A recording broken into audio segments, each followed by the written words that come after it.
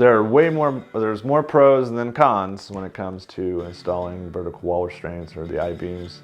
The pro is that your house, if you need those installed, you don't have to worry about your walls moving in. Your walls, whether even if you have sheetrock and you can't see the foundation itself, but you look and you see the buckling and the stress that these foundation walls, when they move, they catch the framing and then it starts catching the sheetrock and stuff starts buckling. Well, if you don't address that, it's just going to get worse and worse, and eventually one day that wall could continue to move and just fall in.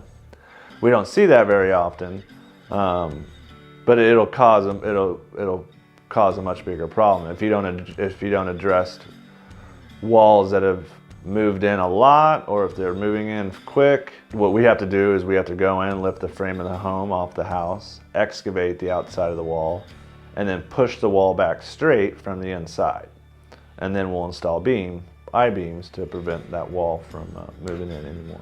Doing foundation repair doesn't necessarily add value to your home, but it gives you assurance that you do have now a structurally sound home, to where you don't, if it is an unfinished basement and there's cracking and you need I-beams or braces, and somebody wants to finish their basement, you're going to want to put the I-beams in order to finish your basement right, so if those walls continue to move and you haven't addressed the walls moving, a year or two from now, you're going to have to come right back in and tear all the sheetrock out and all the studs out, and then you're going to have to install the I-beams, and you're paying double. You don't want to pay out of your pocket, obviously, as much as you don't want to.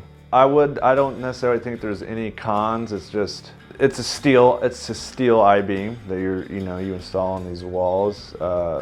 Sometimes people look at them and you'll have a white painted wall, and then you have these steel I-beams that are installed. Usually I say what you can do to make it look more uniform is prime the steel with some Kills or some primer, and then you can just paint them white that way, because the steel has a chemical in it. If you were just to paint over that steel, it could bleed through. You're going to want to prime any I-beams with a Kills or a primer, and then just a regular paint or a 2-in-1 paint primer mix. That's the only thing, any con I could think of, is that you have these steel beams now in your house, but at least you know that your house, you can look at those and know that the wall's not moving, and even the projects that you want to do upstairs, you can't, if your wall's moving and the frame of your house is sunk or lowered and shifting, and you want to redo your kitchen, kitchens tend to be a higher price repair.